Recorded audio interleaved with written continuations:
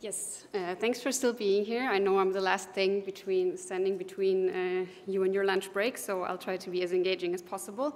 So I'm picking up the gender topic that we discussed a bit earlier in Rick's presentation, and this is joint work with Jonas Jessen, who's also based in Berlin, and Michele Battisti, who's in Glasgow. So the paper is titled Child Penalties and Labor Market Skills, and before you attack me for this child penalties word, we also don't like it, but it's become like a common term in the econ literature to call something a child penalty. What we would like to call it is a parenthood effect or parenthood changes or child-related changes, but that's just the term that there is, and we're using it. Okay, so maybe you have seen this kind of graph that has often been associated with a Nobel Prize that went to Claudia Goldin a few years ago for her research on gender gaps. So basically what you see here is just a graphic illustration of how what usually happens on the labor market for men and women is that they look very similar up to the point where they have their first child, and then we see large divergence of their labor market outcomes. And so despite decades of convergence in these outcomes, we still see these differences, and parenthood, or the timing or the moment around parenthood, has been identified as a decisive factor. And so this is what people call this kind of child penalty, where you use an approach based on what we call event studies, where we simply plot labor market outcomes of parents around the birth of the first child, so before the birth of the first child, but also afterwards. Some people say this is a causal effect, some people don't. In any case, it's for sure a nice description of how the outcomes evolve around parenthood. And so the child penalty is then, by definition, this long-run difference between outcomes of mothers and fathers due to children. So the penalty really is the difference, and not for each singularly, but yeah. So we have seen in other research that there are these child penalties in multiple countries, and that some policies can mediate them, and that there also seems to be a role of gender norms, since they're not tightly related to biology. But what we don't know is what happens during the career interruptions of the parent that, for example, takes parental leave. So we're trying to add some evidence on this. In particular, we want to know whether we see any differences in labor market skills. And we think this is interesting for two reasons, just as an outcome in itself, but also because we think it may be able to explain part of the penalty we see in wages. Why?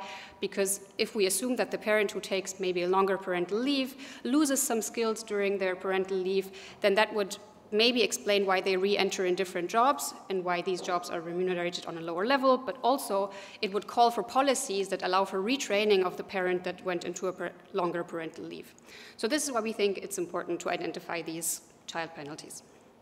So as you know, PIAAC is not a panel data set, and there's also no other panel data set that is available for adult skills. So what we do here is we still use PIAAC, so this is why I'm still here presenting this paper, but we kind of propose a method on how to estimate these child penalties in cross-sections. And so in parallel to us, a method was proposed by one of the famous authors in this literature, how to estimate child penalties in repeated cross-sections, and that maybe could be applied to both PIAAC waves, but this is a paper that started and will hopefully end soon using only the first wave of PIAAC. So we even show that this is possible to estimate in single cross-sections with some corrections that you have to make, and I'll show you how we do that.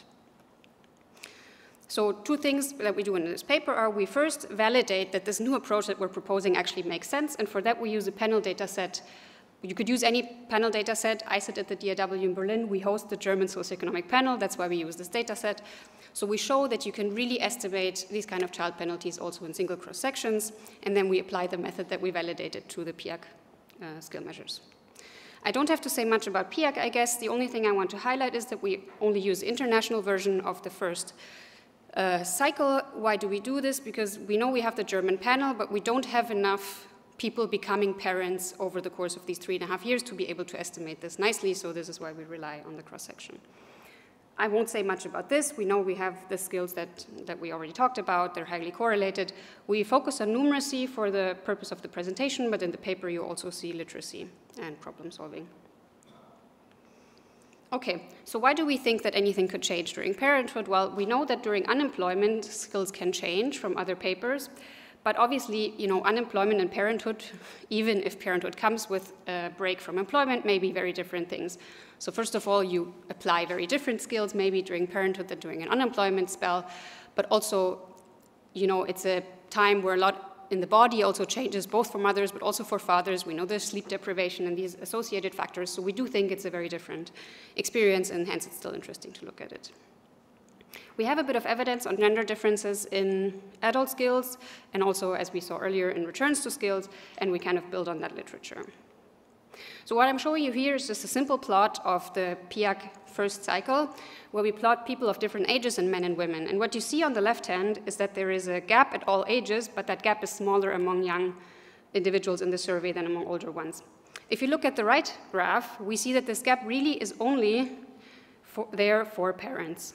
So if you look at so there are 4 different lines, and does this work? Yes. So these lines here are childless people, so you see that there's barely a difference between men and women, but between parents, there really is a big difference. So that's why we think it's interesting to focus on parents, because those are the people where we actually see these gaps between men and women as strongly. There are more things to see in this graph that I think are super interesting. So childless people have higher skills on average up to a certain age, but actually men with children are the ones who at higher ages have the highest skills, whereas women with children are the ones with the lowest level. So there's really something interesting going on around parenthood, we think. So as I said, for the standard child penalty approach, we would need panel data. So we would need an observation for the same person around the birth of the first child. So before, during the period where they gave birth, and after. We don't have this. So we came up with a method of correcting for this. So now I know this is the last presentation of this session, and I'm trying to explain it in the nicest way possible. I hope you're with me. Otherwise, just interrupt, please. So what we would like to estimate is what you see here on these pictures. So this is what has been done in the literature, where you see these nice developments before and after childbirth, and for earnings and labor market participation, we see this large divergence. What is done there is that there is a regression of a certain outcome, maybe earnings or participation rates, and then it's regressed on a series of dummies, and they capture 3 dimensions. They capture first in which survey year the person is, so because you move from one year to the other and things change between those years. They capture at which age the person is, and then the thing you see on the left is this so-called event time. That's why we call them event studies, and this is simply the distance to the birth of the first child. So if it's negative, it's before, and if it's positive, it's after. So that's what you see on this, on the x-axis. And so this is kind of how this is usually done in this kind of panel setup. So as we don't have this, we try to do this in a different way. So the first approach that was developed by one of some authors in the literature was to exploit information in repeated cross-sections. And by repeated cross-sections, we really mean short distance cross-sections, not like PIAAC where you have a longer distance, even though one could try to use it there as well. So what do? I will try to explain this as well as possible. I talked about the 3 dimensions. So the top thing is the event time around childbirth. So t = 0 is when you have a child, and everything afterwards is when your child is 1, 2, 3, etc. years old, and before is before you have the child. S is the survey year, as I mentioned. So you are in survey year S when you give birth, but then in the years after, you are in a different survey year. And A is age, because you're of a certain age when you give birth, and then you are older or younger after and before. So look at, for example, person 7. So we see person 7 when they give birth. In a certain survey year, they have a certain age. And what we would love to see is for this same person, we would fill up this row with the same outcome, for example, earnings or skills or whatever we want to use. But we don't have that. So how do we circumvent this problem? Well, for the positive event times, it's kind of easy. You just use other parents who have children of a certain age, are surveyed in some survey years after, and are a bit older than that person. So I try to put this in this table like this, so we can use the outcome y, for example, earnings of this person that is 1 year older, has a 1-year-old child, and was surveyed 1 year later, even though it is a cross-section, because what we implicitly assume that whatever drove them to have children is probably similar to person 7 that I was explaining to you before. So they may not be the same, but they are at least similar on observables and unobservable characteristics that led them to have children. So that's the easy part, because we just use these people as surrogate observations for the same person a few years later. It's more complicated for people before, because we don't know who will have a child in how many years, right? So kind of the method that has been used is that you try to find people who are similar on at least some observable characteristics, and you use these people as surrogate observations. How does that work? I'm trying to illustrate this here. So again, we have, for example, these 6 people, and they were surveyed, for example, a year before. They're 1 year younger, and we assume that they may be 1 year before having a child, although we don't know. And so then we can use these people as surrogate observation. And if you have a closer look at person 2 and 3, I'm kind of highlighting what I was explaining before. So person 2 is similar on observable characteristics compared to person 7, but person 3 isn't. And so that's why we would not be using person 3 as a surrogate observation, but rather person 2.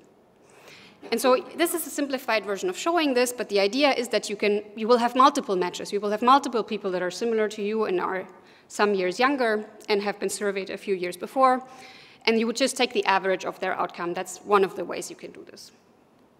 Okay, so this is how you would be doing it in a repeated cross-section, but then, as we talked about, PIAAC is not a regularly repeated cross-section yet.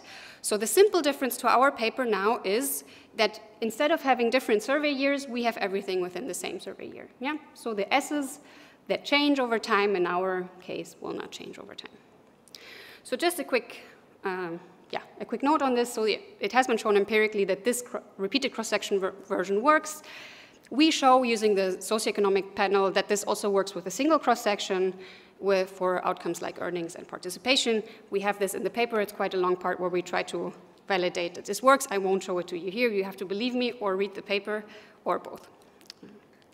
Okay, so now what we want to do is to use PIAAC to look at this in a framework of skills, and the formula will look very different, except there's one thing missing. If you remember, obviously we cannot control for survey year differences because we only have one survey year. What we additionally include is this mu-c, which is a country dummy because we effectively abstract from cross-country differences. We use PIAAC really as a pooled sample of people rather than as an international sample in this case. We do a few analyses looking at cross-country differences, but mainly because we don't have that many parents, new parents in the survey, we mainly pool all of them together and look at within-country differences. And the problem with this approach is that we don't control for any differences across cohorts. And as Rick mentioned earlier, this is really an important factor. And we try to correct for this by using control variables. I will explain this in a second.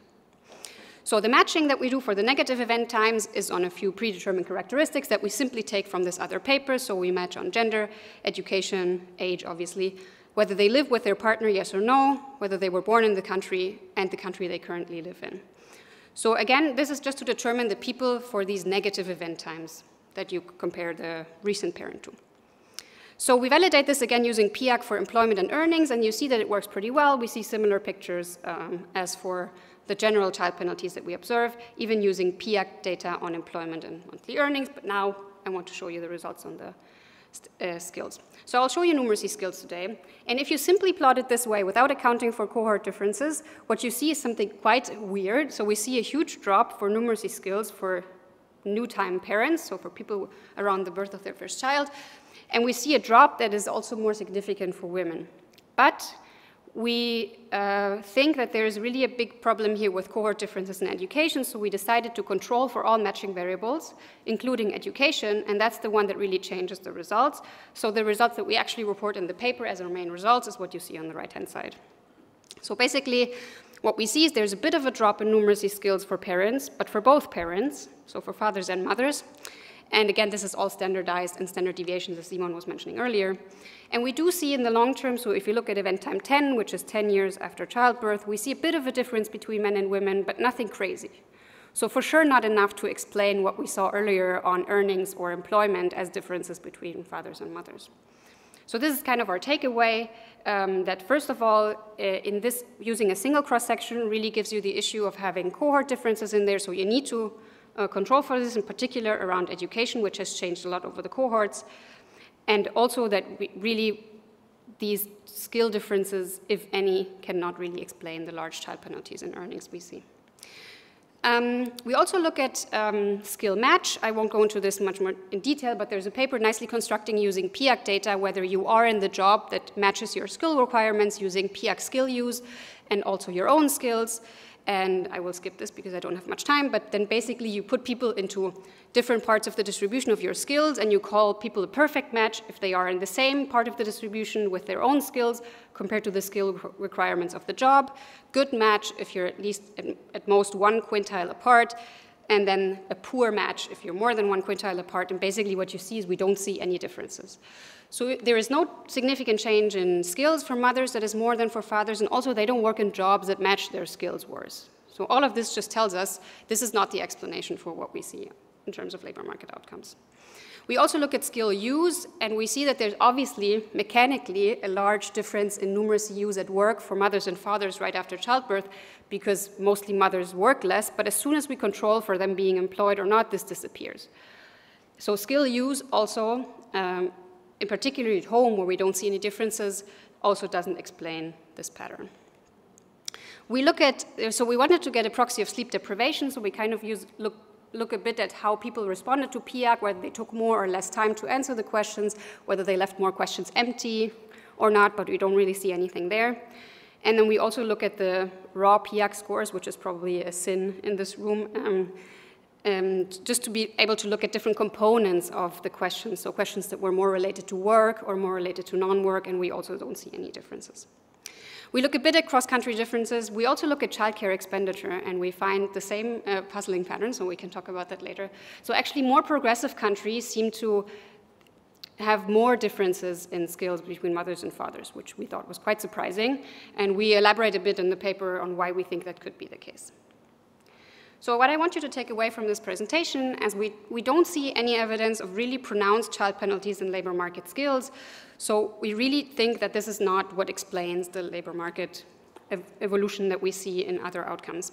What we do not observe here, obviously, as you know PIAAC very well, is any occupation and firm-specific skills. So we think that those maybe are much more prone to depreciate after childbirth than these general skills as measured in PIAAC. So this would be super interesting if a future PIAAC wave would want to include some of these more occupation and firm-specific skills. And as I said, methodologically, it's possible to estimate child penalties in single cross-sections, but you need to really think about the assumptions of doing this in the specific context. And for skills, for example, education differences across cohorts really matter for estimating these properly. That's it. Thank you so much. And I already have a nice lunch break, but we still have time for questions, I hope. Thank you.